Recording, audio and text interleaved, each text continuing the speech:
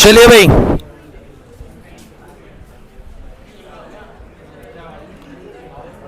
तो सभी बच्चे भाई बोर्ड पर देखेंगे कुछ बड़े इंपॉर्टेंट चीज़ें आपको सिखाता हूँ प्रिज्म को लेके। ठीक है, रजनी लाइट बंद कर लो, वहाँ से बंद हो जाएगी, स्विच बोर्ड है वहाँ पर, ये रिफ्लेक्शन डालेगी बेवजह। ठीक है, आइए। सो गाइज, आपके पास ये प्रिज्म का केस है and you all know that कि प्रिज्म में मैंने आप लोगों को बताया था सो व्हेन द लाइट रे enters into the prism, first it get bend towards the normal, second it get away from the normal. देखने में आपको ऐसे लगेगा रेज दोनों बार बैंड हुई है, लेकिन एक बार बैंड होती है और एक बार क्या होती है, अवे। और फाइनली रेज जो होती हैं वो अपने बेस की तरफ मुड़ के चली जाती हैं।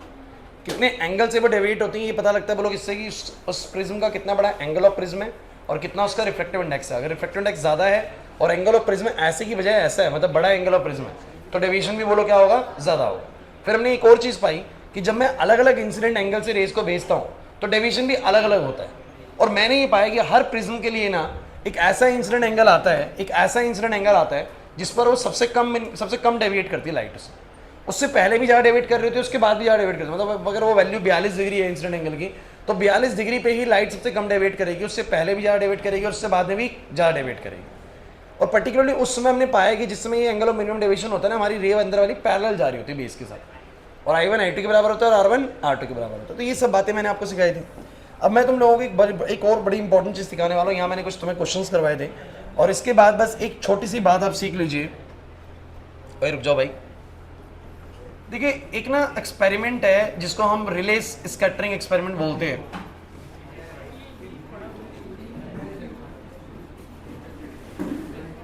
इसमें ना ज्यादा कुछ नहीं सोचना तुम्हें, बस एक छोटी सी बात सोचनी है। तुम मुझे ये बताओ जरा, कोई भी लेंस या कोई भी मटेरियल कब रेज को ज्यादा रिफ्रेक्ट करेगा? जब उसका रिफ्रेक्टिव इंडेक्स बोलो क्या होगा, ज्यादा होगा। और रिफ्रेक्टिव इंडेक्स कम होगा तो उसकी पावर ऑफ बेंडिंग भी बोलो क्या होगी, कम होगी। तो मैं आपको बता दूं कि रिले ये मानते हैं कि हमारे जो मीडियम्स होते हैं ना, उनके जो रिफ्रेक्टिव इंडेक्स होते हैं ना, वो वेवलेंथ के साथ इनवर्स रिलेशन में होते हैं। हालांकि इक्वेशन तो कुछ और होती है, बट हमारे लेवल पे जो आपको बेसिकली सीखना होता है 12th लेवल पे, बस वो इतना पता होना चाहिए कि mediums behave different for different wavelength of lights. मैंने क्या बोला? Medium behave different for different wavelength of lights. Light की अलग अलग वेवलेंथ के लिए वो अलग अलग बिहेव करते हैं। मतलब जिनकी वेवलेंथ ज़्यादा होती है उनके लिए उनका म्यू कम काम करता है। मतलब रेड कलर के लिए रेड की वेवलेंथ ज़्यादा होती है तो उसमें उनका जो रिफ्लेक्टिव इंडेक्स होता है वो उतना ज़्यादा इफेक्टिव नहीं होता। अब ऐसा क्यों नहीं होता ये बात आपको पता लगेगी जब हम वेव ऑप्टिक्स पढ़ेंगे, क्योंकि वेव ऑप्टिक्स में मैंने बताया भी था कि मैं एग्जैक्ट रीज़न दूंगा आप लोगों को रिफ्लेक्शन होता क्यों है, क्या कारण है कि रिफ्लेक्शन हुआ। तो वो चीज़ हम वेव ऑप्टिक्स में सीखते हैं जब हम लाइट को वेव की तरीके से देखते हैं, तभी से उसका नाम वेव ऑप्टिक्स है। वो भी लाइट के बारे में बात करेगा but with respect to the wave consider करेगा, रेज नहीं कंसिडर करेगा। तो वहाँ पर थोड़ा चर्चा करेंगे इसके बारे में। लेकिन फिलहाल आपको बस इतना समझना है कि जिन कलर्स की वेवलेंथ ज़्यादा होती है उनके ऊपर रिफ्लेक्टिव इंडेक्स बोलो कैसा होता है, कम होता है। ठीक है, बैठे जल्दी रहिए। चेयर दूसरे रूम से ले लो, यहाँ से तो फिर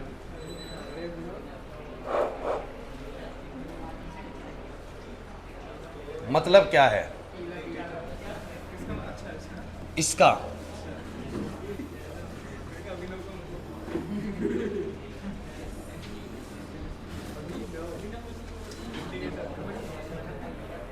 सो मैंने क्या बोला भाई, क्लास जल्दी भाई प्लीज, शोर नहीं यार। देखो बड़ी जरूरी टॉपिक पे है अभी हम।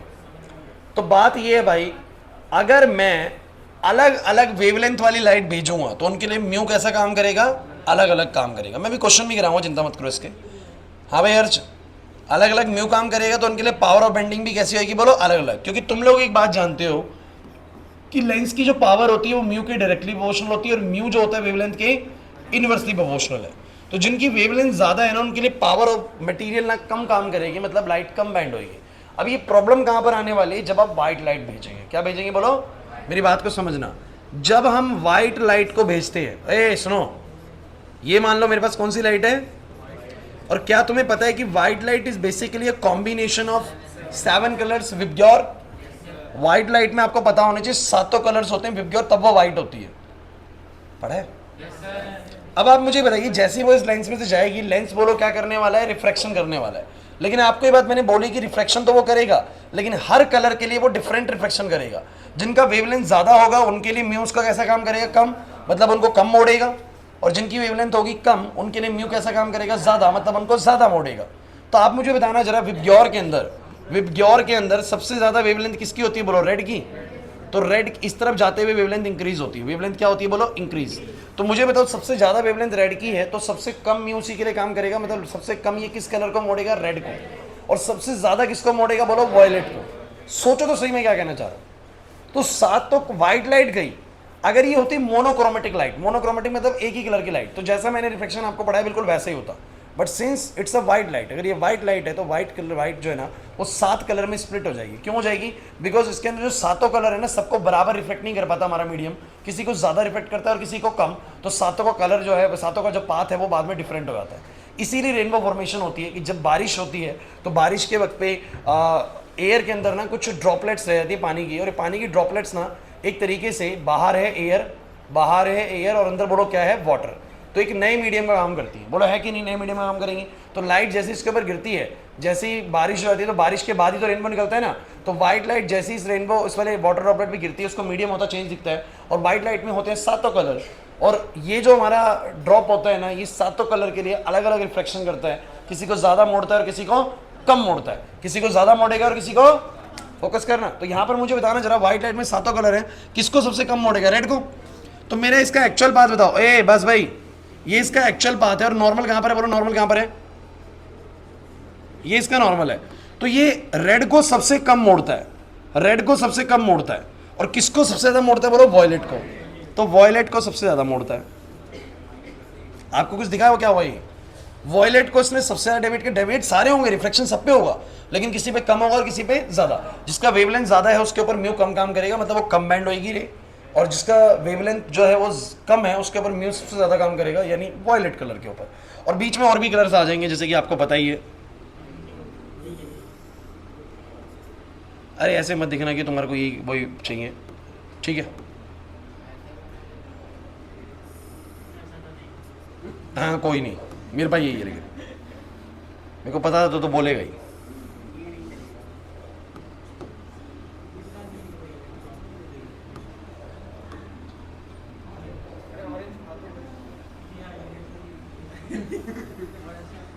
क्लियर हुआ? कुछ नहीं हुआ क्लियर? और बाद में तो आपको पता ही यहां पर मुड़ेंगी, तो ये इधर मुड़ी, अरे यार साथ साथ ही कर लेते।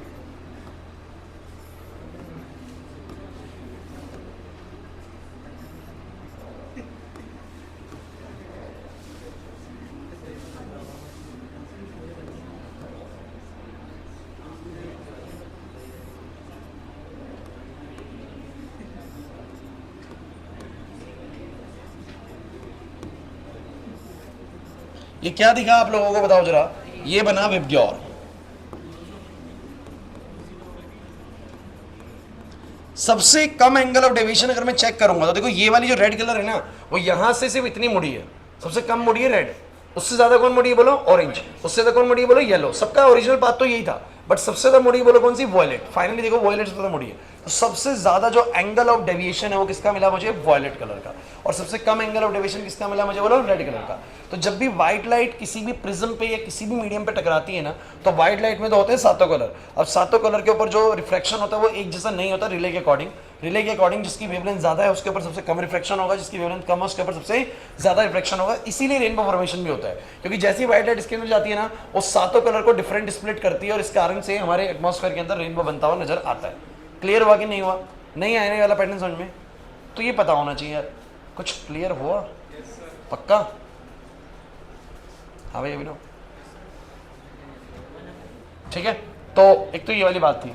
अच्छा लेकिन अगर मोनोक्रोमेटिक लाइट है तो, अगर मोनोक्रोमेटिक लाइट है, मोनोक्रोमेटिक का मतलब होता है एक ही कलर की लाइट है, एक ही कलर की लाइट है। तो एक ही कलर की तो ऐसे जाएगी, ये इसका एक्चुअल पाथ है, ये नॉर्मल है, यहां से ऐसे जाएगी, ये इसका एक्चुअल पाथ है, अब हो जाएगी बस। अगर कौन सी लाइट है बोलो, मोनोक्रोमेटिक लाइट। कोई दिक्कत है तो मुझे बताओ भाई, पक्की बात है, सबको क्लियर है ये वाली बात? श्योर? आगे बढ़े? हाँ बोलो।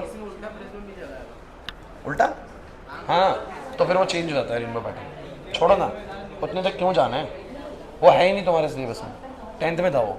तो मुझे तुम ये बताओ, ये वाली बात सबको समझ में आ गई भाई? अब मैं तुम लोगों को कुछ बड़े ही स्पेशल क्वेश्चंस की तरफ लेके चल रहा हूँ। आप लोगों को लास्ट क्लास मैंने कुछ क्वेश्चंस कराए थे, मैं रे ऑप्टिक्स में जनरली साथ ही साथ आपको कुछ क्वेश्चंस करवा रहा हूँ, इसके भी कुछ क्वेश्चंस मैं आपको आज साथ के साथ करवा देता हूँ। प्रिज्म के बहुत ही बेहतरीन न्यूमेरिकल्स हैं, ध्यान रखना, एग्जाम में बहुत बार आए हुए हैं। चलिए करने की कोशिश करते हैं, चलिए लेके चलता हूँ उन क्वेश्चंस में। हाँ, शुरू होते क्वेश्चन।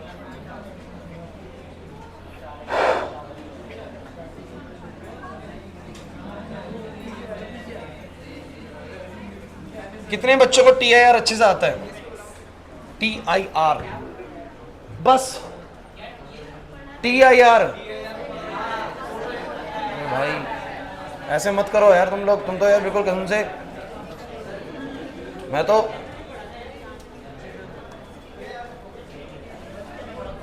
जितना तुम कम रिस्पॉन्स करते हो ना उतना मुझे आगे की मेहनत नजर आती है फिर। अब चलिए क्वेश्चन आपके सामने है, कुछ बड़े, अच्छा आप लोग एक बार देख रहे हैं जरा, यहां से ना प्रिज्म शुरू हुआ, refraction through a prism from the question number 51, questions की संख्या देखो कितनी ज्यादा है, टिल द क्वेश्चन नंबर 69, मतलब लगभग 20 क्वेश्चन अकेले सिर्फ प्रिज्म टॉपिक ने ले रखे हैं। 20 क्वेश्चन अकेले प्रिज्म टॉपिक ने, टोटल क्वेश्चंस की संख्या 100 के करीब है, 100 के करीब है, मतलब 1/5 of the question comes from the topic prism. ठीक है ना, टॉपिक बहुत सारे हैं लेकिन एक प्रिज्म का टॉपिक इनका बड़ा फेवरेट है भाई। तो सुन लो भाई प्रिज्म के क्वेश्चंस। अब यहाँ पर कल तो मैंने काफी सारे क्वेश्चंस आप लोगों को करवाए थे, वैसे ऊपर वाले का मुझे आंसर कर दो, 2020 में आया हुआ क्वेश्चन है, for a glass prism the angle of minimum deviation will be smallest for the light of. Simple सा आंसर है इसका कि सबसे कम एंगल ऑफ मिनिमम डेविएशन किसका होगा, बोलो, रेड का होगा। नहीं आ रही बात समझ में? अरे क्या हो गया, अभी इसमें भी तुम ऐसे टेंशन में देखते हो। ये बताना, how does the angle of minimum deviation of a glass prism vary if the incident violet light is replaced by the red light. अगर वॉयलेट की जगह पे लाल लाइट को ले आए तो एंगल ऑफ डेविएशन पे क्या असर पड़ेगा? कम हो जाएगा। लाल लाइट कम डेविएट होगी, वॉयलेट लाइट ज्यादा डेविएट हो रही है, तो एंगल ऑफ मिनिमम डेविएशन कम हो जाएगा। और भी नहीं आ रही बात समझ? चलिए क्वेश्चन है, question number 56, the most important one. ये है सबसे special type wise 56 question, most important.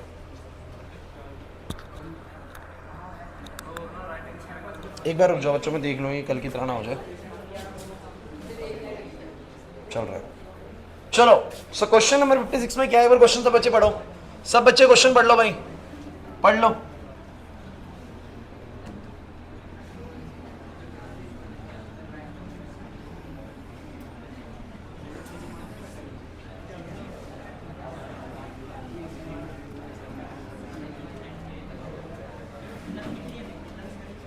क्या क्वेश्चन है?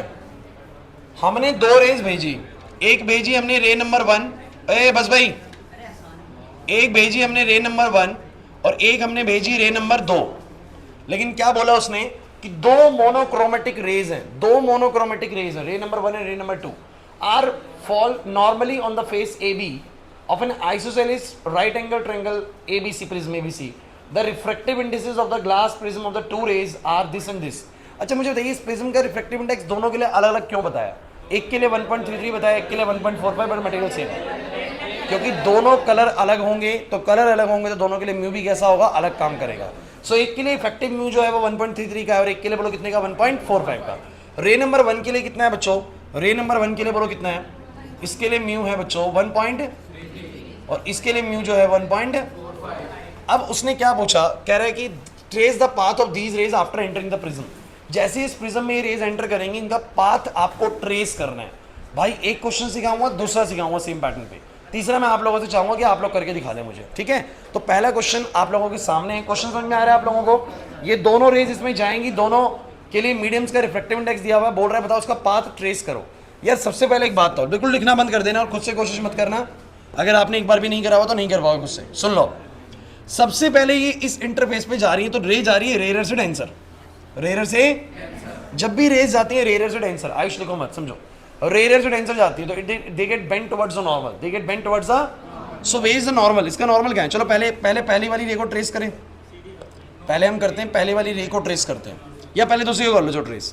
तो इसका जो नॉर्मल है वो ऐसा बनेगा। अब मेरा नॉर्मल ही ऐसा बन रहा है क्योंकि सरफेस ऐसा नॉर्मल ऐसा बनेगा। तो रे का इंसिडेंट एंगल 0 है, तो ध्यान रखना मैंने आपको बताया भी था कि अगर इंसिडेंट 0 हो तो रिफ्लेक्टेड भी 0 ही होता है। मतलब जब भी रे बिल्कुल नॉर्मल के साथ ही आ रही है तो वो सीधी ही जाएगी। कैसे जाएगी बोलो? तो ये वाली रे तो सीधी जानी है, इसमें कोई नहीं है, अंदर तो एंटर सीधा ही करेगी। किसी को लगता है ऐसा क्यों? तो जिन बच्चों को स्नेल्स लॉ आता है वो जानते हैं कि साइन आई अपॉन में क्या होता है, साइन आर बराबर में क्या होता है, म्यू टू बाय में म्यू वन। अब आपका आई जीरो क्योंकि मेरा इंसिडेंट एंगल जो है वो नॉर्मल के साथ 0 एंगल बना रहा है। सारी बातें सुना करो यार, इंसिडेंट एंगल नॉर्मल के 0 एंगल बना रहा है तो साइन 0 होएगा। अब मैं कह रहा हूँ वो कुछ भी हो यार, म्यू टू म्यू वन कुछ भी हो यार, म्यू टू मान लो तुम्हारा 1.45 है, म्यू वन तुम्हारा 1 है, ये तुम्हारा साइन आर है। साइन आर जब सामने जाएगा इधर जाएगा और ये साइन 0 हो जाएगा, तो 0 के साथ तो मल्टीप्लाई में 1 अपॉन में 1.45 कुछ भी कर लो, 0 ही आना है ना। और साइन आर 0 आएगा तो आर की वैल्यू भी कितनी आएगी। तो एक बात सब बच्चे ध्यान रखिए कि रे जब कभी भी नॉर्मल के साथ ही आती है ना तो वो सीधी चली जाती है। जब वो एंगल ही इधर ही नहीं बना रही तो उधर भी नहीं बनाएगी, एंगल सीधी चली जाएगी भैया ऐसे केस में। सो मुझे तुम बताओ, इसको रखे रखूँ क्या? तो मुझे तुम ये बताओ फटाफट से, ये रे सीधी जाएगी। हाँ, लेकिन अब इंपॉर्टेंट चीज़ है, अब यहाँ पर एक ऐसी बात सीखनी जो अपने अभी तक नहीं सीखी हो प्रिज्म के लिए, अभी तक नहीं सीखी हुई है। अब रे कहाँ जा रही है सब बच्चे मुझे बताओ? डेंसर से, तो क्या होगा? इट के away from the normal, it goes away from the normal. लेकिन आप एक बात भूल रहे हैं कि रेज जब डेंसर से रेयर जाती हैं तो या तो रिफ्लेक्शन होएगा या TIR भी हो सकता है। क्या भूल गए? रेज जब डेंसर से कहाँ जाती हैं, तो आप ये बात ना भूलें कि जब डेंसर से रेयर जाती हैं तो TIR भी हो जाता है। अब आपको थोड़ी सी प्रॉब्लम आएगी। TIR आप लोगों ने नहीं सीखा हुआ है, लेकिन जिन बच्चों ने सीखा हुआ है उनको पता है कब होता है TIR बोलो? जब मेरा इंसिडेंट एंगल क्रिटिकल एंगल से क्या होता है, बड़ा होता है। When the incident angle is greater than the critical angle, the ray does not get refract, they get TIR। तो आप लोग एक बार थोड़ा सा याद करो, कहाँ जगह है, एक छोटे सा बात बता रहा हूँ, देख लो दोबारा से। यहाँ पर ये कौन सा मीडियम था बोलो? डेंसर। ये वाला कौन सा मीडियम था बोलो? रेयर। याद करो बिल्कुल, बस 2 से 3 मिनट में बता दूंगा ये चीज़। आप मुझे बताओ, कोई रे अगर ऐसे आई, ध्यान दो, कोई रे अगर ऐसे आई इस तरीके से, तो ये रे वैसे तो ऐसे जानी चाहिए, लेकिन आपको पता है डेंसर से रेयर जाती है तो it goes away from the, तो वो नॉर्मल से अवे होगी तो थोड़ी सी ऐसे अवे हो जाएगी, बोला है कि नहीं? लेकिन जो थोड़ी सी और इधर से आ रही है, जो थोड़ी सी और ऑलरेडी जो थोड़ी और इधर से आ रही है वो थोड़ी सी और इधर से जाएगी, जब मुड़ेगी तो थोड़ी और इधर मुड़ जाएगी, बोला है कि नहीं? थोड़ी सी और मैं इधर ले लेता हूँ तो एक रे ऐसी भी आएगी जो इधर से जा रही है, तो मुड़ने के बाद ना वो बिल्कुल इस इंटरफेस को ग्रेस कर देगी। इस इंटरफेस को बोलो क्या कर देगी? अरे याद आया? अरे जब तुम यहाँ से लेके गए तो वो इतनी मुड़ी, यहाँ से लेके गए तो इतनी मुड़ी, यहाँ से लेके गए तो इतनी मुड़ के बिल्कुल इंटरफेस पे आ गई। तो यही तो बड़ा स्पेशल एंगल था, याद करो। ये इंसिडेंट एंगल कौन सा एंगल था बोलो? Critical angle. इसको क्रिटिकल किसने बुलाते थे? क्योंकि सर इस एंगल के बाद अगर अब कोई भी रे आएगी तो वो जब मुड़ेगी तो वो अंदर ही आ जाएगी, बोलो क्या दे जाती है? TIR। इसको बोलते हैं टोटल इंटरनल। तो एक ऐसा इंसिडेंट एंगल आता है, एक ऐसा इंसिडेंट एंगल आता है डेंसर मीडियम में जब हमारी रेस बिल्कुल इंटरफेस को ग्रेस कर देती है। उसके बाद अगर मैंने इंसिडेंट एंगल बढ़ाया तो रेस बोलो क्या करती है? TIR करती है। क्या करती है बोलो? TIR का मतलब होता है टोटल इंटरनल रिफ्लेक्शन। उस दौरान जितना इंसिडेंट एंगल बनेगा उतना ही रिफ्लेक्टेड एंगल भी बनेगा। ये सब बातें मैंने आप लोगों को बताई थी। और क्रिटिकल एंगल निकालने का फॉर्मूला बताओ मैंने क्या बताया था कि सबका क्रिटिकल एंगल कितना होता है? सचिन इधर, हर मीडियम का क्रिटिकल एंगल बोलो कितना होता है? 1 बाय में म्यू। क्या होता है बोलो? याद ही नहीं आ रहा था कुछ भी था, है ना? तो पढ़ाया था मैंने ऐसा। अब आ जाओ। तो मुझे तुम ये बताओ, यहां पर रे जा रही डेंसर से रेयर। अब डेंसर से रेयर जा रही या तो क्या करेगी बोलो? रिफ्रैक्ट, या बोलो क्या करेगी? TIR। इट डिपेंड कि मेरा इंसिडेंट एंगल, क्योंकि मैंने यहां पर एक बात बोली, अगर मेरा इंसिडेंट एंगल इस क्रिटिकल एंगल से कम है, अभी मेरा जो इंसिडेंट एंगल, जैसे इन रेस का देखो इंसिडेंट एंगल, इनका इंसिडेंट एंगल इस क्रिटिकल वैल्यू से कम है, तो बोलो क्या होगा? तो बोलो क्या होगा? रिफ्रैक्शन। तो होगा रिफ्रैक्शन। लेकिन मेरा अगर इंसिडेंट एंगल क्रिटिकल एंगल से बोलो क्या होगा? ज्यादा। इंसिडेंट एंगल इस क्रिटिकल वैल्यू से ज्यादा है तो बोलो क्या होगा? TIR। बस यही बात ध्यान रखनी है। तो मैंने क्या करा भाई, मैं चेक करता हूं, मुझे सब बच्चे बताना जरा ध्यान से सुनना भाई, इंपॉर्टेंट चीज है ये। यहाँ का नॉर्मल कैसा बनेगा? कौन बच्चा बताएगा? यहाँ का नॉर्मल, बातें मत करो बिल्कुल भी। यहाँ का नॉर्मल ऐसा बनेगा, आशीष ध्यान दे ले, यहाँ का नॉर्मल ऐसा बनेगा। अब मुझे बताया यहाँ पर इंसिडेंट एंगल कितना होगा? ये नॉर्मल रही, ये रहा नॉर्मल, सॉरी ये रही इंसिडेंट रही, ये रहा नॉर्मल, बोलो ये होएगा इंसिडेंट एंगल। को बताएगा कितना है ये? बताओ ज्योमेट्री से। जैसे ये 45 है तो ये तुम्हें पता है 90 है, और ये 90 वो 45 तो ये 45, अरे सोचो तो सही, वो 45 है 90 तो ये 45, और ये तुम्हें पता है पूरा 90 है। अरे यार नॉर्मल है यार, तो वो 45 तो ये 45, तो इंसिडेंट एंगल सब बच्चे बताओ कितने डिग्री का है? समझ नहीं आ रहा। मैंने बोला वो 45 तो ये 90 है, और अगर ये 90 और ये भी 45 हो जाएगा, वो 45 है, 45 होगा, ये 90 है तो ये 45 होएगा, तो इंसिडेंट एंगल बोलो कितने डिग्री का हो गया, 45। अब मुझे क्या वैसे पता कि इंसिडेंट एंगल क्रिटिकल एंगल से बड़ा है, मुझे तो ना पता है, अभी क्रिटिकल तो पता ही नहीं मुझे, अभी बात को ध्यान सुनो। अब मैं यहाँ पर करके दिखा रहा हूँ फॉर रे नंबर 2, ये सबसे जरूरी चीज़ है। फॉर रे नंबर 2 जरा सब बच्चे मुझे बताओ इंसिडेंट कितना है, बोलो 45। मुझे क्या चेक करना है, क्रिटिकल। क्या चेक करना है बोलो, जरा बताना क्रिटिकल एंगल का फॉर्मूला क्या होता है, और 1 में म्यू, म्यू कितना है बोलो, यह आ गया साइन सी। अब कुछ बच्चे कहेंगे सर इसकी वैल्यू के जरिए मैं कैसे निकालूं क्रिटिकल एंगल कितना है, बड़ा मुश्किल काम है। अगर तो ये होता, सोचो तो सही, अगर तो ये होता 1/2 तो मैं बोल देता कि मेरा क्रिटिकल एंगल कितना है, 30 डिग्री है। अगर ये होता 1/√2 तो मैं बोल देता 45 डिग्री क्रिटिकल एंगल है, बोला है कि नहीं। बट ये तो आ रहा है कितना बोलो, ये तो कितना आ रहा है बोलो, 1/1 पॉइंट। तो सर मैं कैसे बताऊं, तो कोई नहीं, आपको इतने पर रोकना है, इतने पर रोकना है, तरीका मेरे पास है, मैथमेटिक्स है, आपको इतने में रोक देना, रोक दिया।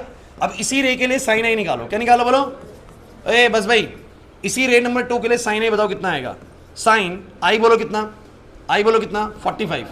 अरे यार ये रहा आई 45, बोलो साइन 45 कितना होता है, और √2 कितना होता है। अब तो सब बच्चे मुझे दोनों को देख के बताओ, साइन आई बड़ा या साइन सी बड़ा, साइन आई बड़ा या साइन सी बड़ा। जिसका देखो न्यूमरेटर दोनों का सेम है, जिसका डिनोमिनेटर छोटा होगा वो वैल्यू बड़ी होगी। तो साइन आई बड़ा या साइन सी, प्रियांशु लिख मत, लिख मत बिल्कुल भी, दोनों के ऊपर न्यूमरेटर 1 है, जिसका डिनोमिनेटर छोटा होगा उसकी वैल्यू बड़ी होगी। तो बता साइन आई बड़ा या साइन सी बड़ा, साइन आई। तो साइन आई बड़ा होगा, साइन आई साइन सी से बड़ा, इसका मतलब आई, इसका मतलब सर इस केस के लिए तो इंसिडेंट एंगल क्रिटिकल एंगल से बड़ा है। और अगर मेरा इंसिडेंट एंगल क्रिटिकल एंगल से बड़ा है तो बोलो क्या होगा, तो ये वाली रे तो बाहर ही नहीं जानी, ये वाली रे तो बोलो क्या होगी, TIR देगी, अंदर ही रहेगी। नहीं आ रही ना बात समझ में, तो अंदर कैसे आएगी, TIR का मतलब रिफ्लेक्शन है, तो जितना इंसिडेंट एंगल बनाया उतना ही बोलो क्या बनाएगी, रिफ्लेक्टिंग। बिल्कुल 45 ही बनाते हुए, मतलब 90 हो जाएगा पूरा, 45 ही बनाते हुए रे ऐसे आएगी, आगी ऐसे रे, अरे समझो सही, रे ऐसे आगी या आगे ऐसे रे। अब बताओ जरा, फिर दोबारा डेंसर से रेयर जाएगी, कहाँ जाएगी, डेंसर से। तो डेंसर से रेयर जाने पे दो चीजें होने वाली है, या तो बोलो क्या करेगी TIR, या बोलो क्या करेगी रिफ्लेक्शन। लेकिन इस बार आप जरा मुझे बताओ इंसिडेंट एंगल कितना है, 0। अरे इंसिडेंट एंगल कितना है बोलो, अब इंसिडेंट एंगल 0 है तो वो तो क्रिटिकल से छोटा ही होगा ना। तो बोलो रेज पे क्या करेंगे, रिफ्लेक्ट करेंगे, मतलब बाहर जाएंगी, और नॉर्मल के साथ 0 एंगल बना रहे तो बाहर आ जाएंगी, सीधी बाहर आ जाएंगी। तो रे नंबर 2 का पाथ तो बच्चों ट्रेस हो गया। एक बार आते हैं रे नंबर 1 पे, रे नंबर 1 पे। अच्छा सब बच्चे बोर्ड पे भाई, अरे चिंता मत करो, 2 क्वेश्चन सिखाऊंगा, प्रैक्टिस हो जाएगी। रे नंबर 1 जो है उसका नॉर्मल ऐसा बनेगा, बताओ पहले तो कैसे एंट्री लेगी, सीधी एंट्री लेगी। जैसी वो सीधी एंट्री लेगी उसके बाद बताओ जरा क्या होगा, यहाँ पर बनेगा नॉर्मल, ध्यान देना यार, यहाँ पर क्या बनेगा। अब सब बच्चे मुझे बताओ ये वाला एंगल कितना होगा, अरे इतना कैलकुलेशन तो मैं आते ही 45 ही होगा, फिर से कितना होगा बोलो, तो फिर से इंसिडेंट एंगल बोलो कितना है 45 डिग्री। क्यों भाई, क्योंकि वो 45, ये 90, 45 तो ये 45। इंसिडेंट तो सर रे नंबर 2 के लिए भी 45 ही है। क्लास प्लीज बोलो बोलो बोलो सब बच्चे, रे नंबर 1 के लिए भी बोलो इंसिडेंट एंगल कितना है भाई। तो फॉर रे नंबर 1 मैंने बोला सर इंसिडेंट एंगल तो इसके लिए भी 45 ही है, मतलब साइन आई इसका भी साइन 45, यानी बोलो कितना 1/√2, यानी बोलो कितना 1.41। तो साइन आई इसका भी 1.41 है। फोकस करिएगा, फोकस करिएगा। अरे यार लेकिन इसका साइन सी बताओ भाई, साइन सी क्या होता है, और इसका म्यू कितना है बोलो। चलो अब मुझे बताना जरा, साइन सी बड़ा या साइन आई बड़ा, ध्यान से देख के बताओ, साइन सी बड़ा या साइन आई बड़ा। जिसका डिनोमिनेटर छोटा वो वैल्यू बड़ी, मतलब साइन सी बड़ा है और साइन आई बोलो क्या है, छोटा है। तो साइन आई सर साइन सी से छोटा, इसका मतलब इंसिडेंट एंगल क्रिटिकल एंगल से छोटा है। और याद करो कि अगर इंसिडेंट एंगल क्रिटिकल एंगल से छोटा होता है, ये इंसिडेंट एंगल अभी क्रिटिकल से छोटा है, तो सर रिफ्लेक्ट करेगी, क्या करेगी बोलो। अब रिफ्लेक्ट कैसे करती है बोलो, रिफ्लेक्शन तो आते है सर, रे जानी चाहिए सीधी, बट बाहर है नॉर्मल, डेंसर से रेयर जाती है तो goes away from the normal, उससे अवे जाएगी सर। अवे जाने का मतलब ऐसे जाएगी जैसे नॉर्मली जाती है सर। तो सेकंड रे ने, सॉरी फर्स्ट रे ने तो बच्चों रिफ्लेक्ट करा, बट हमारी जो सेकंड रे थी उसने TIR दिया। अब ये कहानी तुम्हें पता लगेगी इस कॉन्सेप्ट के जरिए, और ये कॉन्सेप्ट बड़ा ही इंपॉर्टेंट है आपके फर्स्ट टर्म के एग्जाम में, तो मान के चलिए क्वेश्चन आना ही आना है। लेकिन समझ में आया कैसे करना है, तो सबको मैं एक तरीका बताता हूँ। हमेशा ये ऐसे ही करेंगे, पहले वाला जो रिफ्लेक्शन होएगा ना, पहली बार ये एंट्री सीधी करवाएंगे, बिल्कुल नॉर्मल एंट्री करवाएंगे आपकी, मतलब बिल्कुल I0 तो RB0 सीधा उसमें ले जाना। सेकंड टाइम रेस जा रही है डेंसर से रेयर, अगर रेस डेंसर से रेयर जा रही है तो बच्चों दो चीज़ें होने वाली है, या तो रिफ्रैक्शन होगा या बोलो क्या होगा, टी आई आर। अब आप कहेंगे सर वो तो इस बात पर डिपेंड करता है कि इंसिडेंट एंगल क्रिटिकल से छोटा रह गया अभी या इंसिडेंट एंगल क्रिटिकल एंगल की वैल्यू को क्रॉस कर चुका है। क्रिटिकल एंगल वो वाला एंगल होता है जब रेज डेंसर से रेज जा रही होती हैं तो वो एक बिल्कुल इंटरफेस को ग्रेस करती हुई जाती है, वो वाला एंगल बोलो क्या होता है, क्रिटिकल एंगल होता है। नहीं आ रहा यार, तो वो देखना है बस आपको। तो आपने क्या करना है, पहले वाली रे का इंसिडेंट एंगल पता लगा लिया, जो भी रे है उसका इंसिडेंट एंगल पता लगा लिया, साइन ए निकाल लिया, म्यू के जरिए साइन सी निकाल लिया, देख लो साइन सी बड़ा है या साइन ए बड़ा है, उसके जरिए आपको पता लग जाएगा या तो टी आई आर देगी या बोलो क्या देगी, रिफ्लेक्शन देगी। क्या आप ट्राई करेंगे अगला क्वेश्चन खुद से? अगला ही ट्राई कर लोगे? ये क्वेश्चन है आपके सामने, question number 64। Question number 64 same question है, ट्राई करो, बिल्कुल प्रॉपर करके ट्राई करना। मतलब समझ रहे हो कैसे? पूरा जैसे मैंने सॉल्व करा है ना वैसे सॉल्व करना भाई। इसके अंदर मैंने रिफ्रैक्शन लिखा है। चलो मैं आपको दे रहा हूं इसको करने के लिए 5 मिनट। बहुत है यार, जरूर से आ रहा है। कर दो सब बच्चे।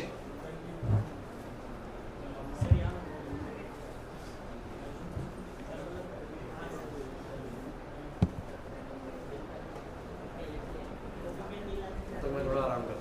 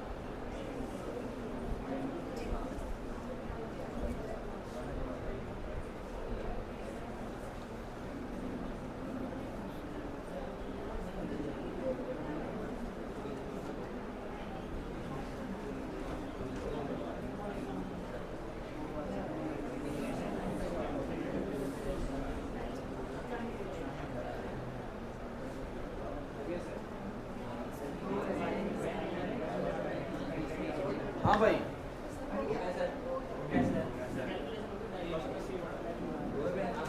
निखिल के अकॉर्डिंग पहली रे रिफ्लेक्ट कर रही है, बाकी जो टी है सही है। सबका आ गया था।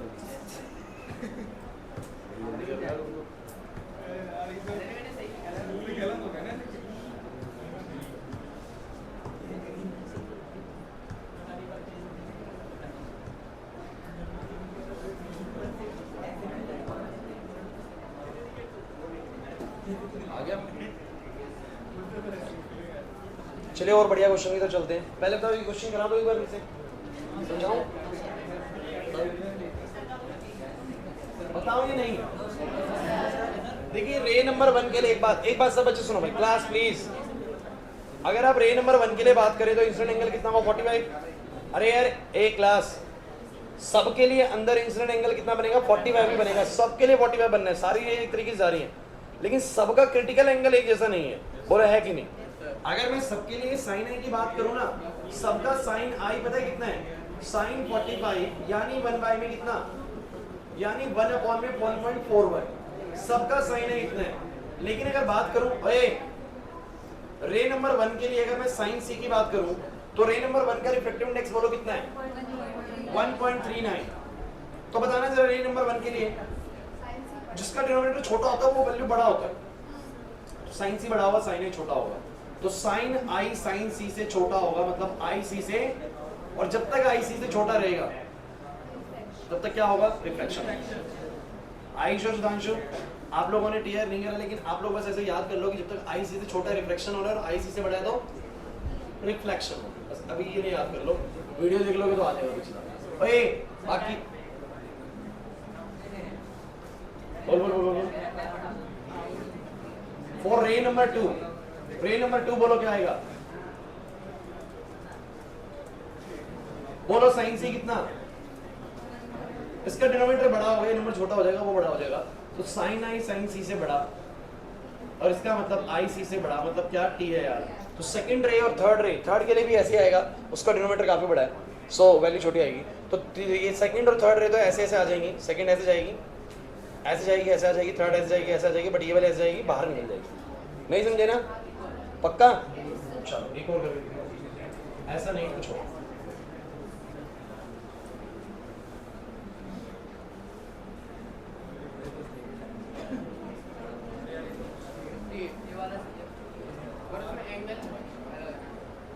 क्रिटिकल एंगल्स दिए भाई, इसमें तो कोई प्रॉब्लम नहीं है। मैं कुछ और क्वेश्चन ढूंढ रहा हूँ, क्वेश्चन बहुत अच्छा है।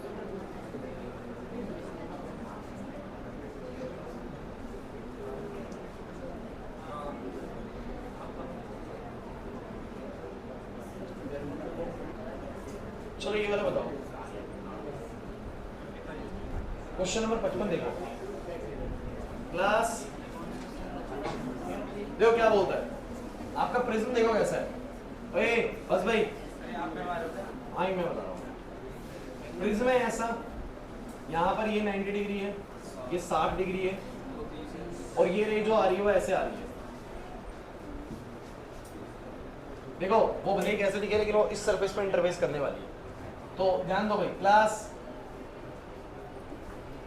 इधर देखते चलो, ये केस है, तो ये एक रे ऐसे आई। अब तुम मुझे बताओ जो मेरी पीक्यू रे आ रही है, जो पीक्यू रे आ रही है ये नॉर्मल के साथ बिल्कुल पैरेलल आ रही है, तो कैसे जाएगी सीधी, लेकिन यहाँ पहुंची, अब इंपॉर्टेंट है, अब यहाँ पहुंची क्लास, सबकी नजरें बोर्ड पे, अब ये यहाँ पहुंची, अब यहाँ पहुंची तो अब रे जाएगी डेंसर से रे रहे, तो भैया या तो रिफ्लेक्ट कर जाएगी या रिफ्लेक्ट कर जाएगी, वो डिपेंडिंग की टीआर होने वाला है क्या होने वाला है, और वो डिपेंड करता है आईसी से बड़ा है या आईसी से छोटा है। अब ऑब्वियसली बात है ये वैसा ट्रायंगल नहीं जैसे पिछले थे, ये 60 है 90 और ये बोलो कितना है 30 है। अब आप लोग जरा मुझे बताओ यहाँ पर नॉर्मल कैसा बनेगा, इस जगह पे नॉर्मल कैसा बनेगा, सीधा है तो नॉर्मल ऐसा बनेगा, बोलो सही बनाया मैंने नॉर्मल नहीं बनाया, अरे नहीं यार इस जगह का नॉर्मल कैसा बनेगा, सीधा सरफेस है तो नॉर्मल ऐसे बनेगा ना। तो तुम मुझे बताओ इंसिडेंट एंगल कितना होगा, ये वाला मेरा इंसिडेंट एंगल होगा।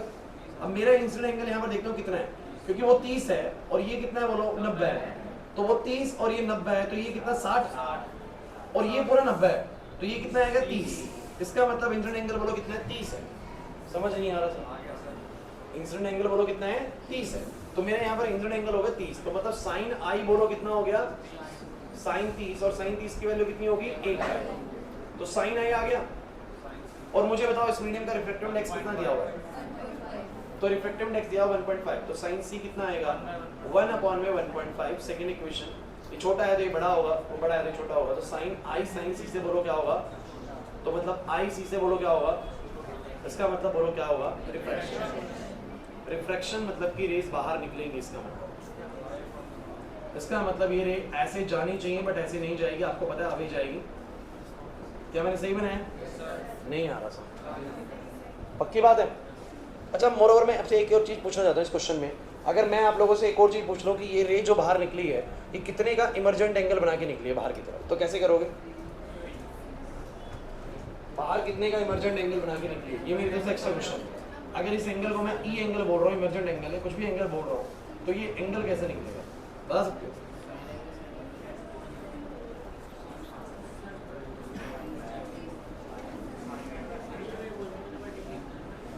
क्या क्या?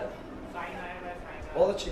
देखिए जब कभी भी कोई रिफ्रैक्शन होता है और आपको एक साइड का एंगल दिया हो, दूसरी साइड का निकालना हो, यूज स्नेल्स लॉ ना, क्या इस्तेमाल करो अरे स्नेल्स में ही तो होता है इंसिडेंट रिफ्लेक्टिंग रिफ्लेक्टिव इंडेक्स, यही तो होते हैं। जरा बता रहे हैं स्नेल्स कैसे लगाओगे? इंसिडेंट 30 है, बाहर का एंगल मुझे पता नहीं है, तो मैं बोलूंगा भाई अंदर का एंगल साइन आई अपॉन में बोलो क्या साइन ई।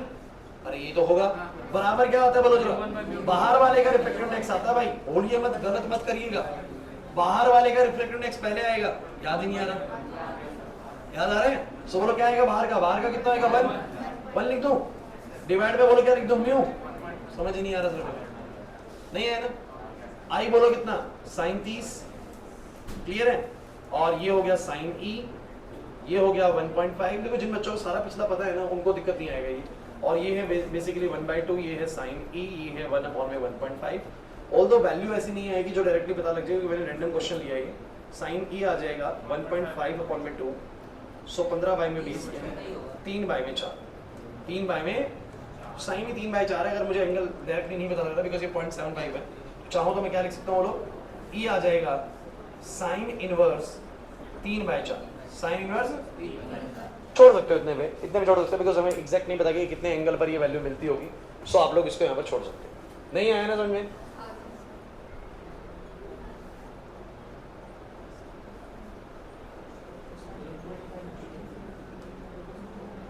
ये भी हो चुका है, ये भी हो चुका है, इस तरह का भी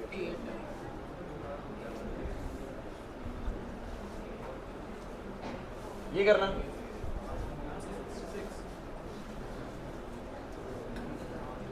Calculate the angle of emergence E of the ray of the light incident normally on the face AC of the glass prism ABC of the rectangular row 3.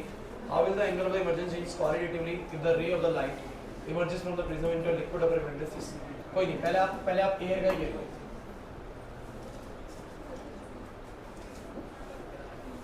Question number 66.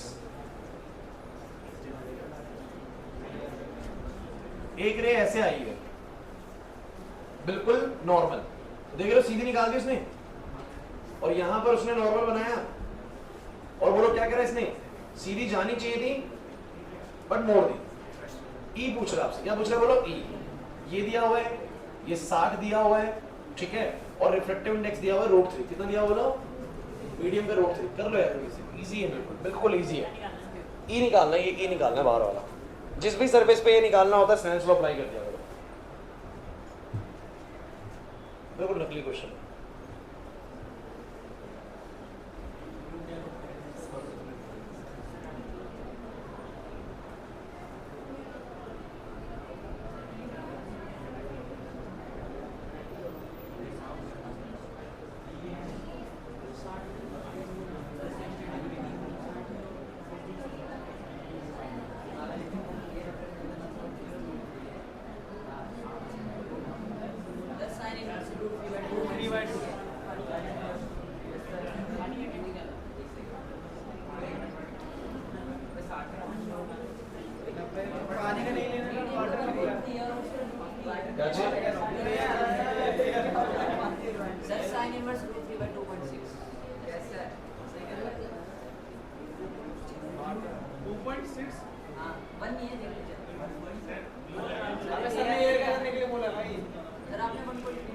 नहीं वो बाद का सेकंड पार्ट है उसका, second part है वो, पहले clear की इसमें करना 16। अच्छा सब बच्चे मुझे एक बात बताओ, गाइस बोर्ड पे अब आ जाओ वापस से बोर्ड पे, जो रही सीधी एंटर करी है क्लास प्लीज, जो रही सीधी परपेंडिकुलर आई तो निकल जाएगी ऐसे, सारा खेल यहाँ पर है भाई।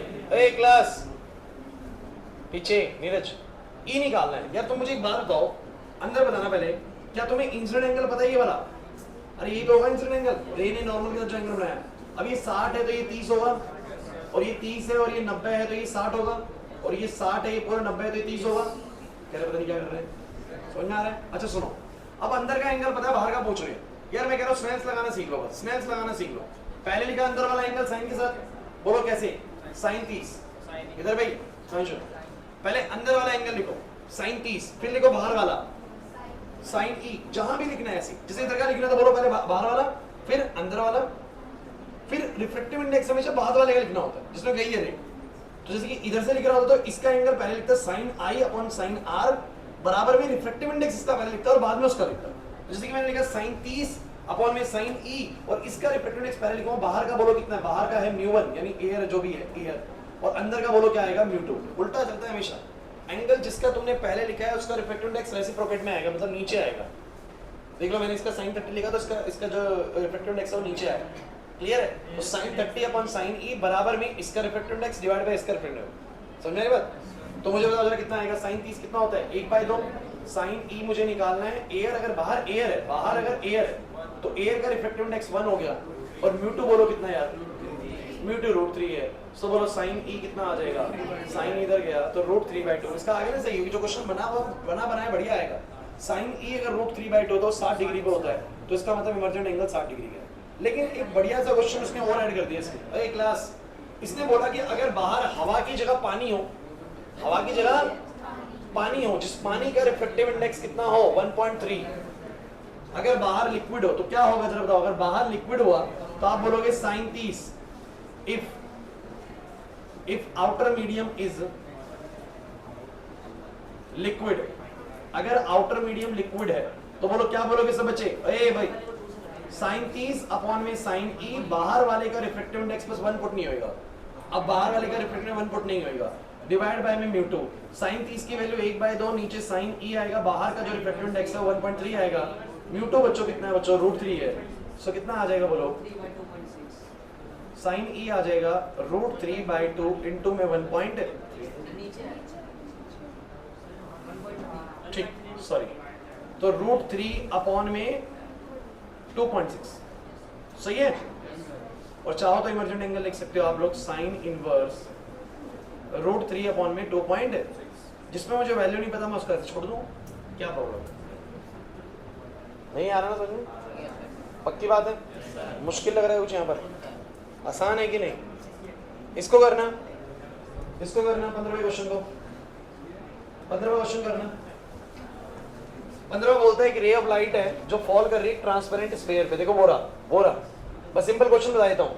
कह रहे इंसिडेंट एंगल 60 डिग्री है, इंसिडेंट एंगल कितना बोलो 60, अंदर का रिफ्रैक्टिव इंडेक्स दे चुका है, बोलो कितना √3, कह रहा बताओ अंदर जो रिफ्रैक्टिंग एंगल बनेगा कितना बनेगा, इस ग्लास में दाखिल होते वक्त रिफ्रैक्टिंग एंगल कितना बनेगा, 60 बाहर है, अंदर कितना बनेगा, नहीं समझे ना।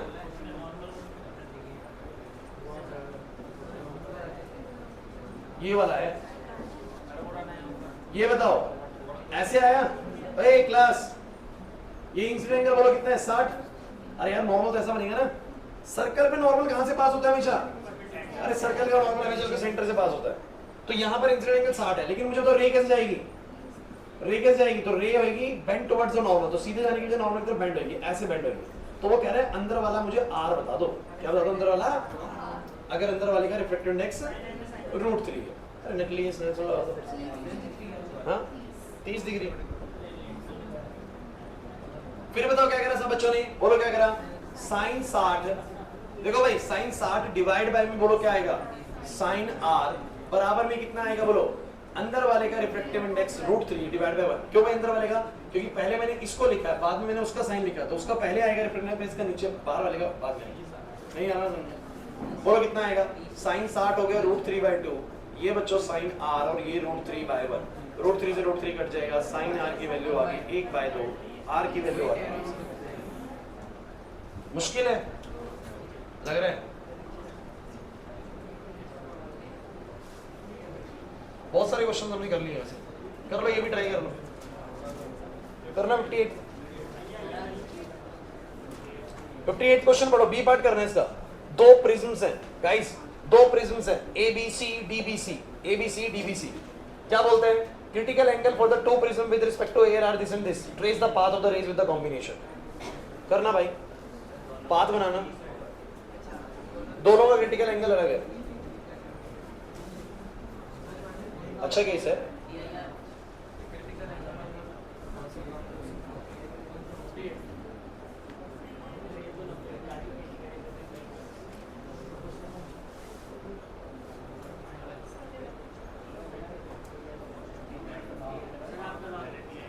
मैं करा दूं, क्यों उससे क्यों ट्राई कर रहा हूं,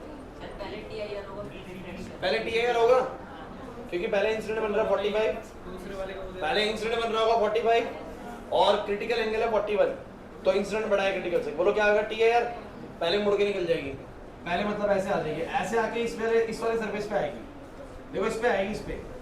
अब इस पे आने के बाद क्या होगा वो तुम सोचो, दिमाग लगाओ यार, मुश्किल कहाँ है,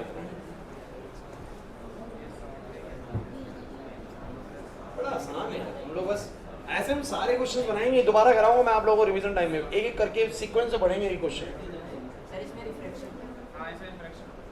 इसमें रिफ्लेक्शन होएगा,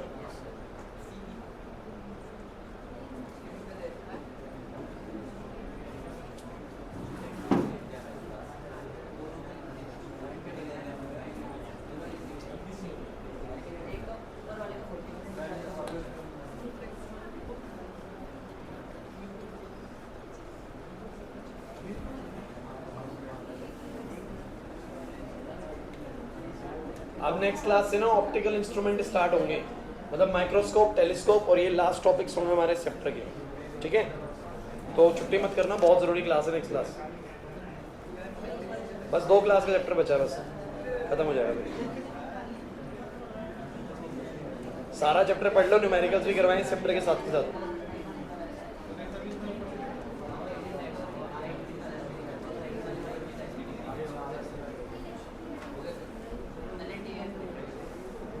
पहले टी है यार, आ जाओ भाई, एक बात देखो भाई, बच्चे कह रहे टी है यार रिफ्लेक्शन, तो पहले वाला जो प्रिज्म है वो कुछ ऐसा है,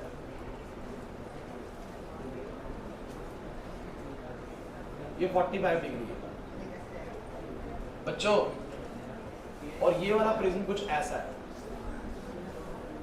सही कर रहा हूं, 60 60 60 ही होगा। अब मुझे तो एक बात बताओ, क्लास प्लीज, ये रे जो ऐसे आ रही है,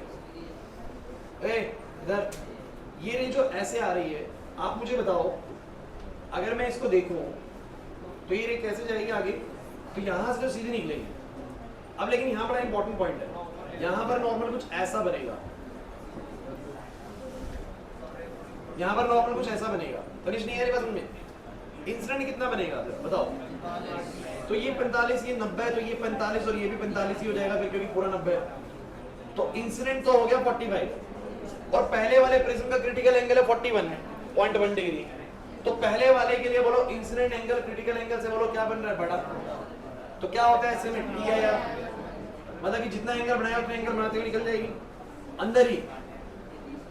ओ भाई मैं सही कर रहा हूँ, 45 भी बनाते हुए टी यार दी जाएगी, बिल्कुल क्लियर है कि नहीं, समझ नहीं आया, तनिष नहीं आया, डाउट है किसी बच्चे को तो बोलो, ऐसे मत शर्माओ, नहीं तो बाद में दिक्कत आएगी भी तुम लोगों को, लग रहा है प्रॉब्लम, बोलो सर, मेरे को तो नहीं पता क्या बोल रहा हूँ। टी आर आता है, टी आर में यही तो था कि इंसिडेंट एंगल अगर क्रिटिकल से बड़ा हो जाता है तो वो क्या करता है, बोलो टी आर करता है, तो इंसिडेंट क्रिटिकल से बड़ा है इसमें, रिया नहीं आ रही बात समझिए।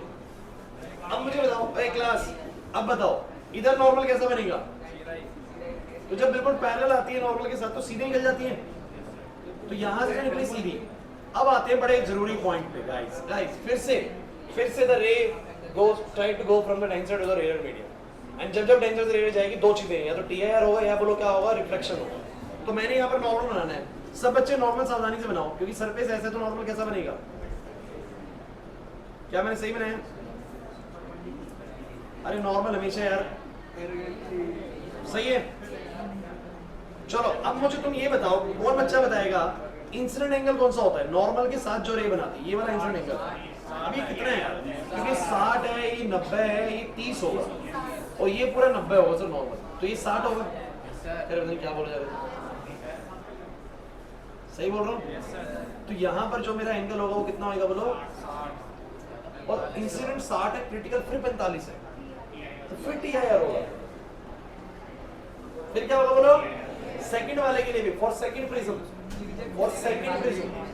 जिन बच्चों ने रिफ्लेक्शन करा गलत हो गया उनका ना, ये था फॉर फर्स्ट प्रिज्म, तो पहले प्रिज्म के लिए टी है और दूसरे वाले प्रिज्म के लिए बोलो क्या, क्योंकि इंसिडेंट एंगल 60 है और क्रिटिकल कितना है बोलो 45, बड़ा है सर, अभी भी टी है देगा।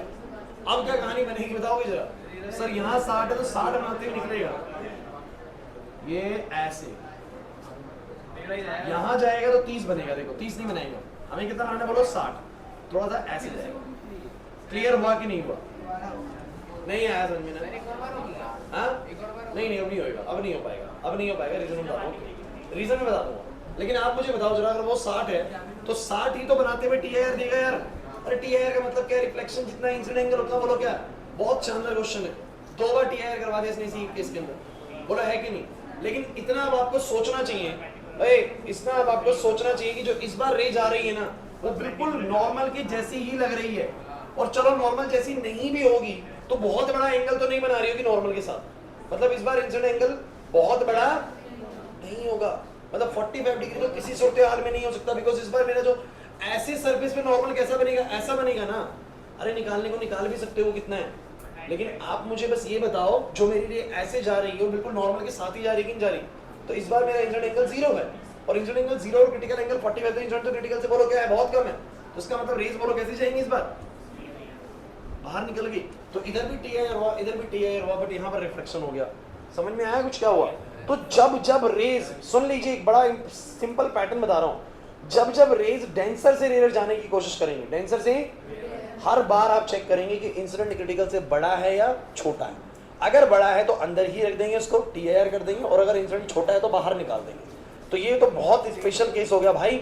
जब प्रिज्म पे रिफ्रैक्शन करना होगा, अंदर ले आते तो कोई प्रॉब्लम नहीं है। जब रेयर डेंसर जाएगी तो रेज जाएगी भाई अंदर, लेकिन जब डेंसर से रेयर जा रही होगी तो आप चेक करेंगे कि टी आई आर होगा या बोलो रिफ्रैक्शन होगा, और वो डिपेंड करता है आईसी से बड़ा या आईसी से छोटा। कुछ क्लियर हो रहा है भी या नहीं हो रहा? पक्की बात है? अरे बोलो भाई। एक बताना मुझे, एक छोटी सी चीज हो, अगर मैं इस प्रिज्म के आगे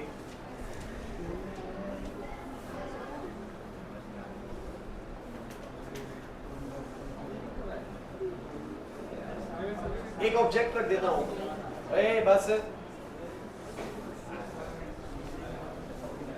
ए बी ऑब्जेक्ट, तो मुझे तुम ये बताओ ये ए बी ऑब्जेक्ट कैसा बनेगा, कहां बनेगी इसकी इमेज?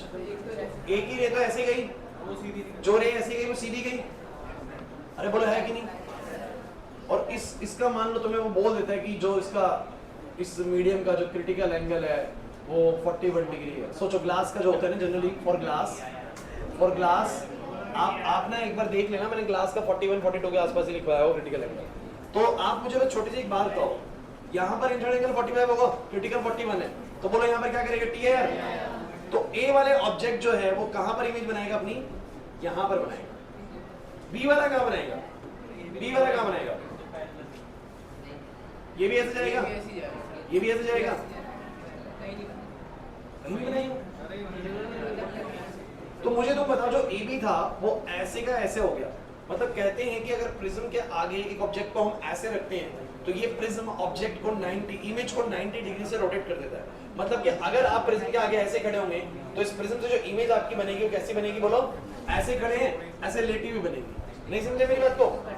तो प्रिज्म के जरिए हम ऑब्जेक्ट्स की डायरेक्शंस भी चेंज कर सकते हैं, मतलब उसका जो अपीयरेंस है ना वो चेंज कर सकते हैं। जो हमें भाई क्लास, अगर आपको यहाँ पर एक ऑब्जेक्ट रख दो और प्रिज्म को आप यहाँ से ऑब्जर्व करेंगे तो आपको ऑब्जेक्ट ऐसा नहीं दिखेगा, आपको ऑब्जेक्ट ऐसे लेटा हुआ दिखेगा। Image is rotated bye 90 degree, image is rotated bye, समझ नहीं आ रहा?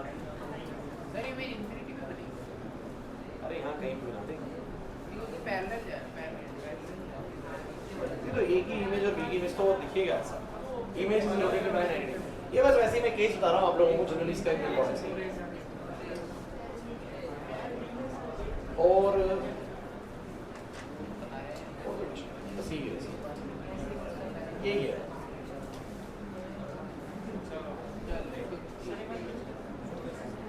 क्वेश्चन तो है बहुत अच्छा, लेकिन अब वो बचा है बस ऑप्टिकल इंस्ट्रूमेंट ना, तो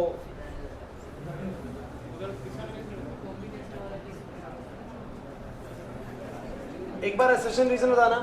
ओए 50 सेकंड क्वेश्चन का असर्शन रीजन बताओ, पढ़ो सब बच्चे बोलो।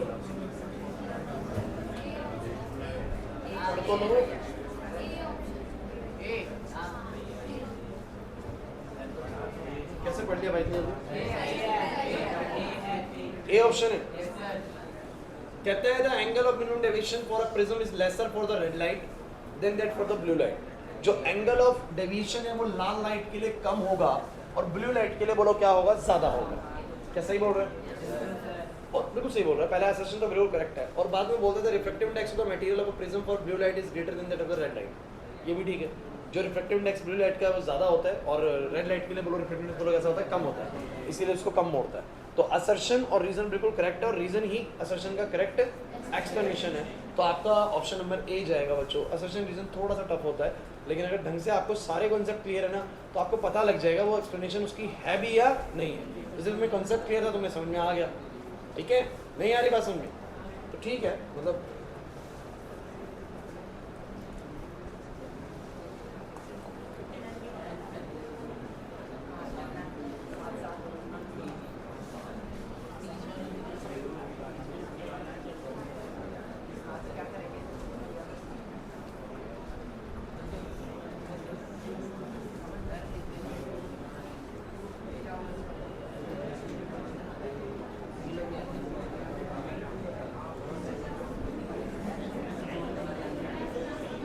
अच्छा सुनो भाई, क्लास ठीक है, ये खत्म। अब मेरी बात सुनो भाई, क्लास सुनो भाई, ज़्यादा नहीं गिराऊंगा इसमें, क्योंकि अब नया टॉपिक काफ़ी बड़ा टॉपिक है।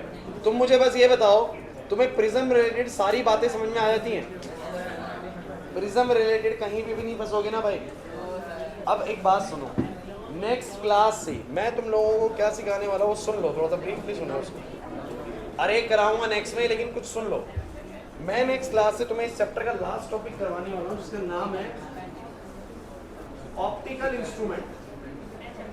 क्या तुम लाइट रिलेटेड कोई इंस्ट्रूमेंट इस्तेमाल करते हो, जिनके नाम हमारे पास हैं? एक होता है माइक्रोस्कोप और एक होता है टेलीस्कोप। भाई भूल के भी छुट्टी मत करना नेक्स्ट क्लास में, मैं आपको पहले वार्न कर रहा हूँ। क्लास मैं बार बार वार्न कर रहा हूँ, नेक्स्ट क्लास में छुट्टी मत करना। खत्म हो सकता है नेक्स्ट क्लास के लिए पूरा टॉपिक, पूरा भी खत्म हो सकता है, या बचा तो बिल्कुल थोड़ा बहुत बचेगा, बस ज़्यादा नहीं बचने वाला। मतलब नेक्स्ट 2 क्लास में चैप्टर खत्म हो जाएगा, फिर नया EMI शुरू करेंगे। तो मेरी बात सुनो, एक है माइक्रोस्कोप, एक है टेलीस्कोप। कौन बच्चा बताएगा दोनों में फर्क क्या है? माइक्रोस्कोप में छोटे को बड़ा करते हैं, और टेलीस्कोप में बड़े को छोटा। क्या बात है, कौन बहुत अच्छे से बताएगा?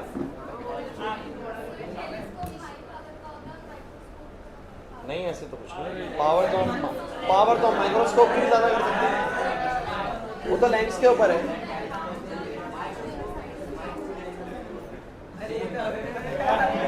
माइक्रोस्कोप माइक्रो और किसी काम नहीं आता। टेलीस्कोप दूर की चीज़ों को देखने के लिए यूज़ करते हैं, माइक्रोस्कोप पास की चीज़ों को। चलो ये ठीक है, एक बात मान लेते हैं, और कोई बताओ, और अच्छे से बताओ। एक तो बात मान ली तुम्हारी, ये माइक्रोस्कोप पास की चीज़ों को देखने के लिए इस्तेमाल करते हो, टेलीस्कोप दूर की चीज़ों को देखने के लिए। अच्छा, देखने में दोनों में क्या फ़र्क होता है? देखो, टेलीस्कोप का आगे वाला लेंस जो होता है ना, वो बड़ा होता है, दूरबीन जैसे होती है ना, आगे वाला लेंस बड़ा होता है, पीछे वाला छोटा होता है। माइक्रोस्कोप में उल्टा मिलेगा, आई लेंस जो होगा, जहाँ पर आँख लगाएंगे वो बड़ा होगा, और जिसको देखना होगा उसके आगे छोटा होगा। ये दूसरा डिफरेंस है माइक्रोस्कोप और टेलीस्कोप। नहीं यार, ये बात समझिए। माइक्रोस्कोप किनको देखने में इस्तेमाल होता है? पास की चीज़ों को। टेलीस्कोप, फिर माइक्रोस्कोप के अंदर आगे, जब टेलीस्कोप से याद करो, टेलीस्कोप को दूर की चीज़ दिखनी, तो आगे का लेंस बड़ा होना चाहिए। तो टेलीस्कोप में जो फ्रंट लेंस होता है, जहाँ पर वो ऑब्जेक्ट दिखना है, वो बड़ा होता है, और हमारा जो आंखों पे लगता है वो लेंस छोटा होता है। माइक्रोस्कोप में उल्टा होता है, माइक्रोस्कोप में आंखों पे लगने वाला लेंस थोड़ा बड़ा होता है, और माइक्रोस्कोप में जो ऑब्जेक्ट वाला लेंस होता है वो क्या होता है? छोटा होता है। सीखेंगे ये चीज़, लेकिन मैं आपको अब इसका मेन डिफरेंस बताता हूँ। देखिए, माइक्रोस्कोप का काम क्या होता है? इसका काम होता है टू मैग्नीफाई,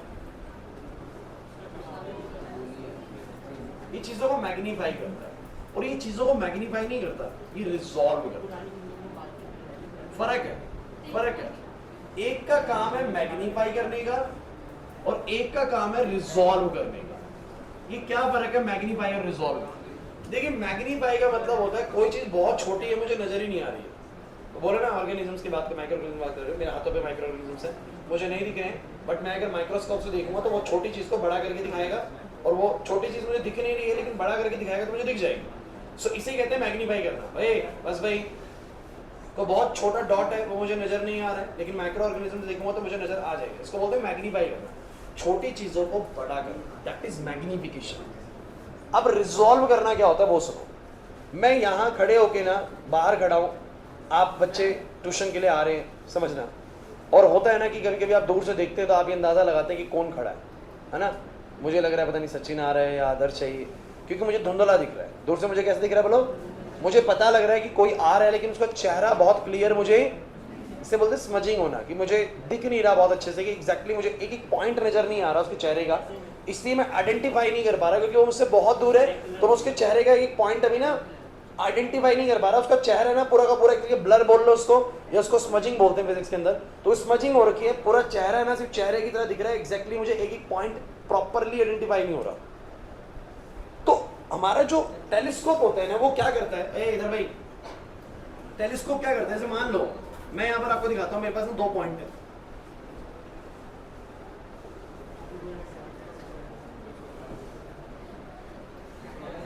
अरे